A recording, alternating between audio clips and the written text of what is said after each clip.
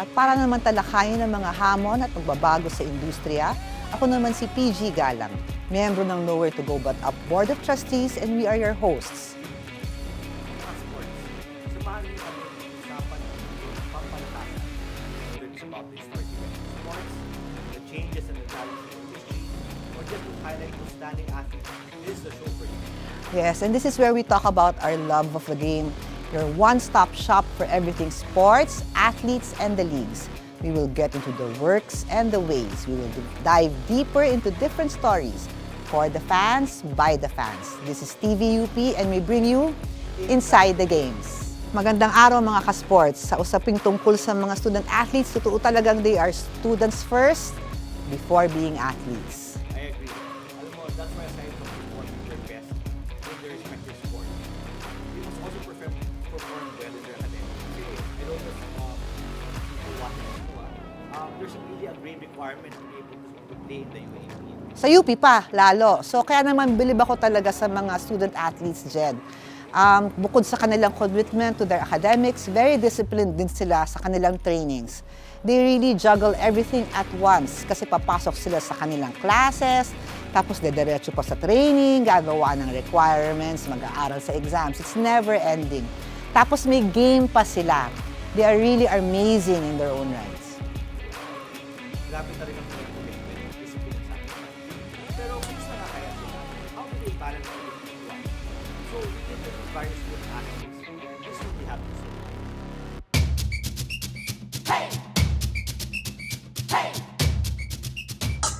I'm Antea Gonzalez from Bachelor of Sports Science, 3rd year. Hi, my name is Eliza Nicole Larino. I'm a 4th year B Sports Science student. Hello, I am Ralph. I am a 2nd year and ayun, ang course ko ay Bachelor of Physical Education. Hi, I'm Krisha Arnoz, 2nd year from Bachelor of Physical Education.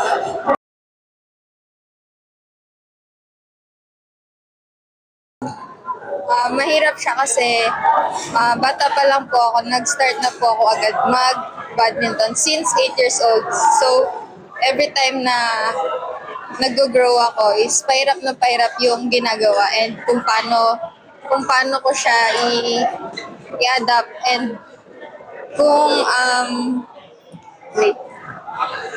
ayun, pahirap na pahirap yung mga lessons sa buhay and mga pinagdadaan. One word, growth, right? Because I learned a lot from being a student athlete. Siguro in one word, palaging extra. Kasi ang daming nangyayari na hindi ko in-expect and I don't even know how my day will start or kung ano yung mangyayari sa buong araw ko and yun, expect unexpected kaya may extra. Siguro madedescribe ko siya as exciting. Bakit? Kasi like every year, syempre, ano siya, parang step by step siya from first year as a student athlete and in UP, parang medyo culture shock siya kasi like UP from itself, culture shock na siya from freshies. So as a student athlete, especially UP is like academically like high, diba?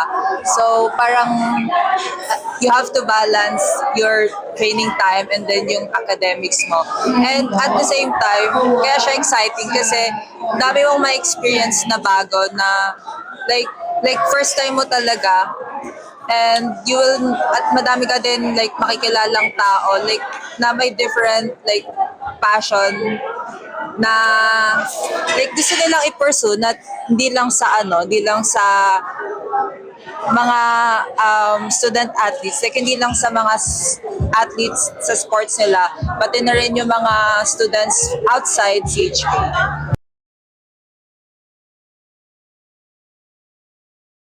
Yung worst part is yung naging toxic yung environment sa badminton and simula nun is nahirapan na rin ako sa pag-aaral ko and nahirapan din po ako makapag-focus sa training, sa pag-aral and kung paano ko siya pagsabayan since toxic na nga and marami na nga pong nagiging issue sa environment. And yung best part naman is yung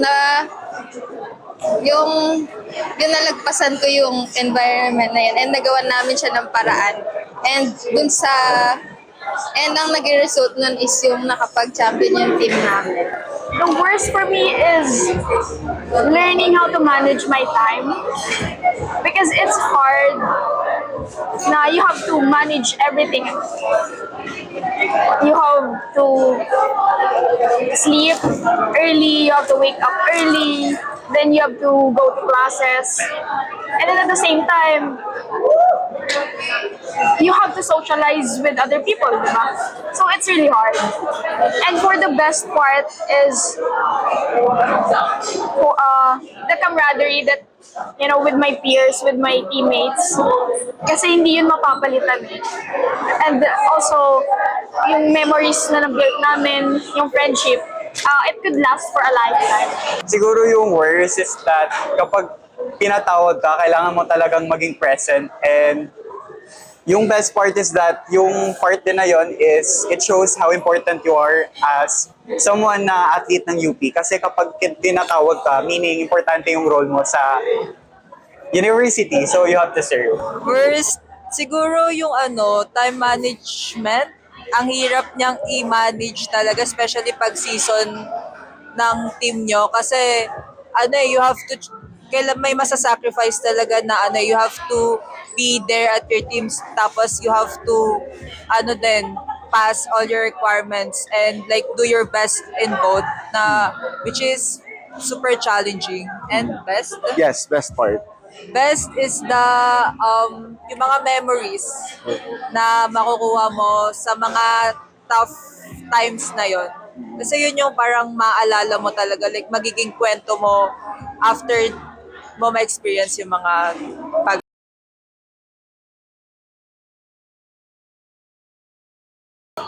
Yung greatest lesson is yung discipline mo. Hindi lang siya, kasi yung badminton, hindi mo lang matututunan yung discipline sa loob ng court, kundi sa labasin, kung paano mo ma-manage yung time mo and yung kung paano ka magiging marespeto sa mga tao and sa mga kapwa players mo. The greatest lesson, I think, would be learning how to manage my time. That's the most important. Kasi it was hard before I entered college. And then, today, I could say na marunong na ako. Alam ko na kung ano yung uunahin ko. Would it be my ACADS or my sports life? Yeah. The greatest lesson is that siguro kung kapag pinatawag ka, for example, for a show sa amin, UP Filipiniano, you have to give your all and that siguro kung saan ka ibabato, alam mo yung gagawin mo and that you show what you're made of kasi we have rehearsals and that, ayun. I think, yun nga, discipline na lang. One word na lang, discipline. Kasi, parang you'll know your boundaries. Parang you can experience anything naman.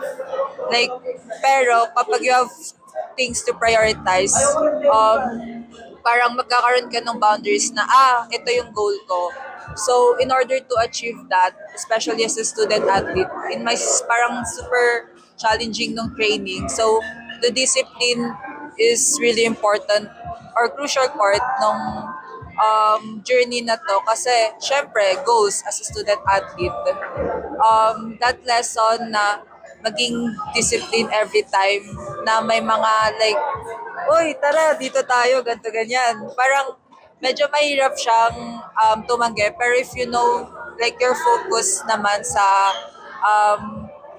anong tawag doon? Your focus naman sa goal mo, I think, carry naman. And now, shooting his shot in the show, we have our very own number 11 of the UP Fighting Maroons men's basketball team, Lowell Briones Jr., or otherwise known as Chico. Masikat siya as Chico. Sir Jed, thank you Welcome so to much. the show, Chico. Attorney. Thank you so much for having me.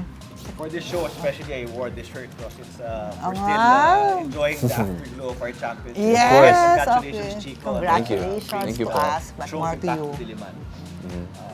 But of course, as you know, Diliman's not just known now for winning basketball championships. Of course, before everything else, we're known for being the premier, I won't mince words, the premier academic institution in the country. Oh, syempre Yeah, naman. of course. So, our first question is, Chico, we know you you learn a lot in sports. No? So are there anything? Is there anything from sports that you carry over to your acads in terms of how you approach your studies? Oh yeah, there's a lot of stuff that I learned. The biggest part is being self-disciplined because that's like the biggest thing, you know, to improve on everything, even in sports, even in academics. So that's something I learned from basketball that I transitioned to my academics. Since there's a lot of temptations, but you know, being self-disciplined and you know, having that management of yourself is a key part of it. Actually, there's a reason why we invited Chico also. He's one of the, we're very proud of his grades. Oh, thank you so much. I mean, to dispel any misconceptions that our athletes don't actually study. Chico has one of the highest grades in the team, I heard. Oh, thank you so much. Kudos to my mom, of course. Oh, really? No, si Mami pa lang. There's a misconception that jocks don't study, no? But here in UP, they do. So, siguro, Peach, you can take on the next question. Yeah, what are the challenges for you? It seems that it doesn't because you have good grades, but I mean, I'm sure you have. It's UP. I mean, the challenges, there's a lot, I can tell you that. But temptations of not studying is a big part since you really have to put your time in it. So I think that's like the biggest temptation of not studying, being lazy. But of course, you have to, one thing about me is I think about my future. So if I become lazy now, and then what am I gonna do in the future? So, you know, so that's like the biggest thing for me. When we studied, not just me, but also PG, there was no social media. Yeah. So I want to ask somebody who's studying in this era, how difficult is it to study with all of these things on your phone, your tablet, or with Netflix and all of that? How do you resist the temptation? Well, it's really difficult to resist, but I have this thing on my phone, it's timeout. You know, you put a timeout on your phone, you can't use any of the apps. So I didn't know that. Really? Yeah, Time yeah. out? Yeah. So I put like a timeout on my phone. I can't access, you know, any of the social medias I have, Netflix, etc. And then, yeah, that's how I do it. Yeah, well, Yeah. I'm old school. I just put my phone in the other room because I didn't know about that app. But now, But you know what? Si Chico is a vlogger. Oh, yeah, Actually, yeah. I subscribe to your Thank vlog. you so much. So, it's more impressive because aside from having good grades, he even has time to vlog. I like your car, by the way. Oh, thank you so much. Thank you so much. Because kasama yun dun sa mga so he manages his time. He even has this vlog. But it can be done. It can be done. So, how do universities, ito question is, how do universities help you as a student athlete succeed in both your sports and academics? Well, they encourage us. They don't really alienate us, you know, try to give us like the priority. They give us the same treatment as other students. So I think that's like the biggest part of it, since it helps us, like our competitiveness of being, you know, a good student. It really helps us a lot. I have a question because, of course, I've gone to, had classes with athletes before, but in your classes, are your classmates like supportive of you as a student athlete? Like, of course, for group work, do they like make accommodations because they know you're busy? Like, how do your classmates treat you in terms of like group work and stuff like that? Well, for me, they just treat me as any other student. You know, before any group work, I tell them I might not be able to do it right away, but I'll be, you know, I want to make sure that I'm going to be doing my part, you know. So, yeah, that's how they treat me. It's good. Actually, that's one of the hallmarks of UP. I mean, you're all treated the same. And then that's a good training also for life in general. Yeah. But have you ever had that moment where you had to choose between academics and sports?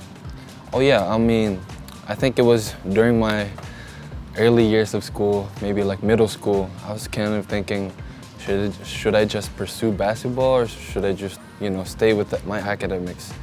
And I made a choice, which is, you know, choosing basketball, since, you know, if I have to play basketball, I also have to do school. And like, you know, I just want to add on, my biggest goal is to, you know, finish with diploma.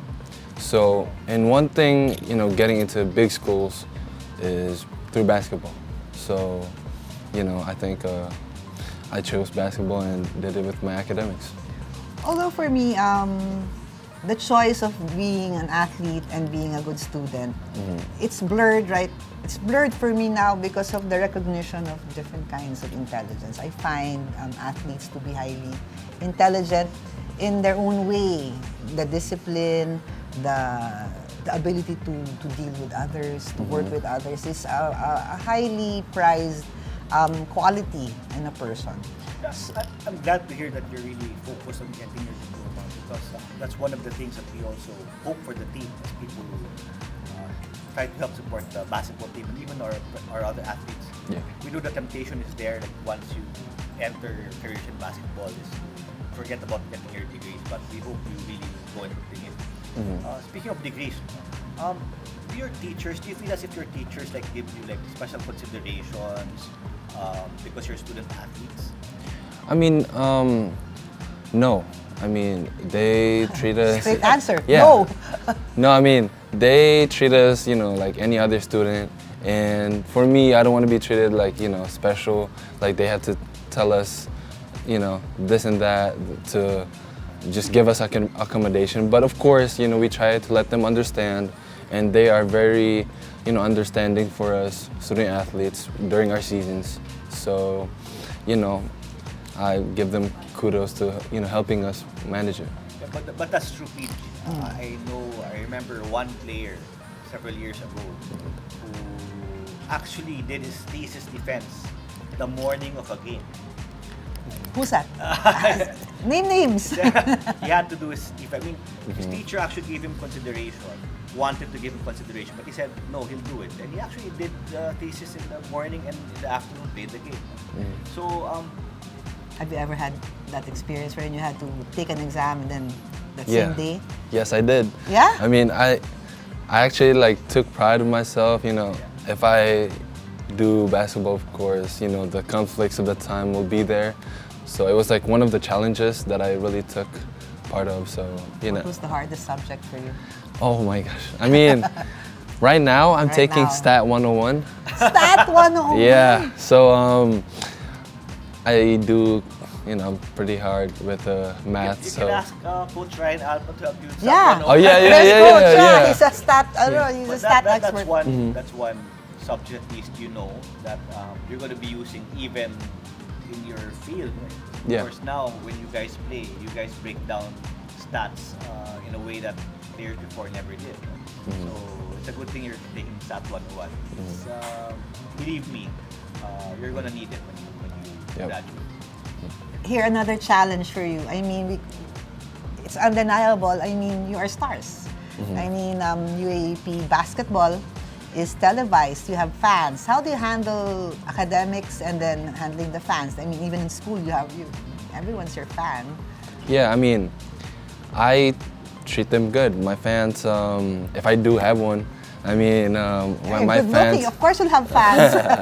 I mean, of course I love them. I give them attention as much as I can. I know some of them, I might not be able to, say hi or something, but I try to accommodate them as much as possible. Even during my schools, there's teachers that tells me, oh, I'm a big fan of the UPMBT. But they don't treat you differently in terms of grades. Yeah, of course. I mean, we still have to do our part as student athletes. So yeah. Well, I think this is a question that I think PG wants to ask, but she's shy. I'm not shy. When she was born Valentine's Day. I don't Yeah. know. Oh, She's a okay. romantic. So I have a question. Between ACAD, sports, do you have time for a social/love life? Oh my Oh my god. gosh. That's a good question. I think his dad is here, so in the studio. I know my mom's gonna be watching this, but of course, I do have time for that. But for now, I mean, You still have time for a love life? no. I mean my social life. Social life, okay. I mean, I do little time with my friends. Not much with love life right now. Still focused on the goal. So But now it's off season for you, so you have more time for these things. But training will start soon. Girls watching Yes. this, you heard it first here. He has no love life. Ooh! I might not have one. I might have one. Oh, see? So yeah, Very ambivalent answer. Okay, good one, good one. You learn, you learn. I know. So, other than that, at knowing how to answer well about your love life, what's the greatest lesson you learned from being a student athlete? Greatest Yeah. lesson I learned: staying on the course. There's gonna be a lot of obstacles that comes at me, comes to like other athletes, and I think, staying on the course, trusting God, because I know He's always right behind me to help me. I think that's like the biggest part of it, of me learning about the staying the course, because there's a lot of obstacles that I, overcome that almost made me give up. But of course, the support of my parents, they really helped me with Yeah, that. your dad is very, you always see him in the games also, he's also Yeah. a coach. Yeah. That helps you a lot, right? I mean, Yeah, you it have helps the me a lot. guidance. And my mom's, presence, it really helps me boost my confidence. So, I really give them kudos that overcoming it. You talk about challenges, so let's go through them. So what's the worst and the best part about being a student athlete with you? Worst part, there's no, Least likable or least... Yeah. Least likable would be not having a social life. Because if you want to succeed with basketball and in academics, your social life is very limited. So I think that would be like the most least thing that I like about it. You won't be able to go out with your friends, with any time of the day, because you have practice, you have schoolwork. Movies after school. Yeah, you right? have to practice, yeah. Yeah. Movies, they don't do the movies. Netflix na sila Netflix. ngayon. Netflix, diba? yeah. On demand. Diba? And pertaining to the question, the greatest thing about being an athlete is you're able to grow as a person. Be the best version of yourself. Being self-disciplined, like what I said earlier. Growing as a good person and also being matured. So I think that's the greatest thing about it. Here, specific to you, Chico, I mean, you came from the US. Yeah. And then you now are studying in UP. Yes. So how have you adopted to the Filipino language as a mode of teaching here? Well, to be really honest, it was really hard at first because, Tagalog isn't really my first language. But you can understand perfectly. Yes, I can. Yeah. Marunong. Because my mom has been... Hindi ka mabebenta pala dito. Yes. Hindi ka- But yeah, maybe the first year was kind of hard for me to adjust to it since most of the teachers were, speaking in Tagalog. But of course, I tell them that, I'm not really good at it, so I might stick with English and talking to you guys. So that's kind of the challenge. Sige nga, one sentence in Tagalog. Can you tell? Magandang araw po. Oh, yeah. I learned, well, we know this. We've heard, actually literally heard, that one of the ways you guys who don't speak Filipino well, one of the ways you try to adopt or try to get used to the Filipino language is by singing Filipino songs. Is this true? Yes, that's actually true. What's your go-to song? Well, Do you have a very one? close teammate of mine, Sean Alter. Alam We sing Joe Pie. Jopay. So that's how we actually learned. We asked our teammates what it means, and we just try to sing it. Yeah, Sean, that's his go-to song. Go-to song. Yeah. Jopay. Okay, so I'm sure, well, you're not the only one who deals with academics in the team, but so do you guys help or support each other when it comes to academics? Are you classmates with most of them? Maybe the first year I would be, I was classmates with most of them, but now no. Yeah, so we actually do help each other. If one player needs help with academics, we try our best to help, and we actually have student managers too, to help us understand some of the topics that we don't, get that much. So It's a good thing you mentioned the student managers because I've heard some fans notice that they're student managers and that there are several of them. And I've been asked why are there so many. Maybe you can expound on how the student managers help make your lives easier, just so that people have an understanding. They help us with the schedule since our schedules are very packed, and they remind us the stuff that we need to submit or the stuff that needs to be studied. they also help us with our this getting subjects. You know, what subjects to get. You know, this is way more better for you. This is the best way. Those type of stuff. So for high school athletes watching today, the support of the university is really the whole package. We don't just help you develop as a player, but we also help with academics. We also make sure that you guys are taken care of properly. Mm-hmm. Here, I have a question. I mean, if not an athlete, of course, I know that you all dream of having a career in sports, Yes. but if not, I mean, what do you see yourself? Actually, I wanted to be a nurse Nurse? or like a sport in Like- like in the medicine field, you know. That's so Filipino in the U.S. I know, right? I know, but Everyone wants to be a nurse. specifically in sports med, since I'm really into sports, you know. So being You in can sport, still be a nurse, actually, with Yeah. your course. yeah. So which is very good since I might, you know, maybe in the future I might be a nurse. We never know. But can you imagine if you're a patient and your nurse is someone like Chico? Diba? You'll get better soon. Or maybe you don't want to get better soon. So that Chico will take care of you. Yeah, I'll make sure.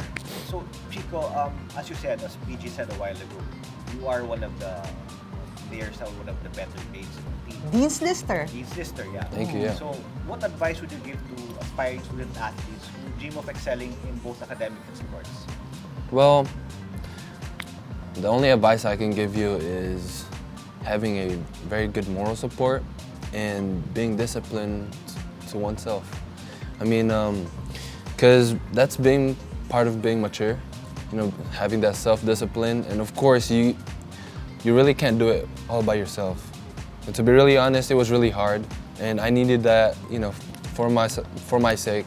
I mean, I needed that, you know, parental guidance to help me, you know, be in the right way, be in the right path. So I think having that, you know, parental guidance would be the best thing. Ask your parents for help. Don't be scared. You know, don't prove them, you know, that you can do it all by yourself. I'm sure that they're all proud of you. Just ask for help and, you know, be self-disciplined. And that's all I can say. Napakatalino ng bata. Oh, Diba? Not just in academics, the way he says it. But looking back, what would you have done differently? I think, to be really honest, I don't really have any regrets with what I had, you know? So I can't really, you know, look back because I think I had a good childhood, you know? So I was really supported the right way. Thank you sa mommy and daddy mo. Of course. Thank you. Yeah. Those were very incredible insights, and we're very thankful for that. Especially for all of the athletes watching now, students want to become student athletes and think that they can handle it. Yeah, there's one thing I discovered when I joined Going to What's Up. When I learned about the schedules of our athletes, I was shocked. Yes, grabe. It's, It's really packed. early morning. If it's not early morning, it's late in the evening. And I really don't know how I would have been able Especially to when season is approaching. Yeah. Oh, yeah. Especially now, I mean, I think early start of the year, not so much, but I mean, it ramps up. The season really, it's And really now packed. the demands are even greater because they're not only talking about, for example, when you start the season, you do practices, you go to school, and they have media shoots. Remember, you Yes, guys- I see him. I see in his vlog. I subscribe to your vlog. When they have their shoots for the products or whatever commitments you have, and I keep wondering how do they do it. So it's a misnomer, really. It's a misnomer to think that they don't study. They do. They have to. They won't survive UP if they Yeah. don't. I mean, there's no shortcuts to it. You have to Yep. do it. But just to assure everyone that it's not all work. So how do you like kick back and relax from all of your? I mean, if you wanna take it slow for a bit, what exactly do you do? Well, I'm really a big foodie guy. So Dad and my mom too. I mean, we try to go somewhere, somewhere to explore, you know, the foods. What's your favorite Filipino food? I love sisig and chicken and asada. Sisig! Nako, madami nang mapadala ng sisig ngayon dito sa dito. Dahil Yeah. sinabi mo na ngayon na inasal tsaka sisig. Yeah, recently we just tried one at Angeles. Oh, yeah, Yeah. that's where sisig was invented. Yeah, aling lusings, I think. Ah, yeah, that's It was the really original. good. It was like the best one I've tasted. Oh my God. It was good. So, yan, Aling Lucid, baka naman gusto nyo sponsor itong si... Baka may naman. libre ka. Baka naman. Kasi mukhang libreng endorsement for Aling Lucid, ha?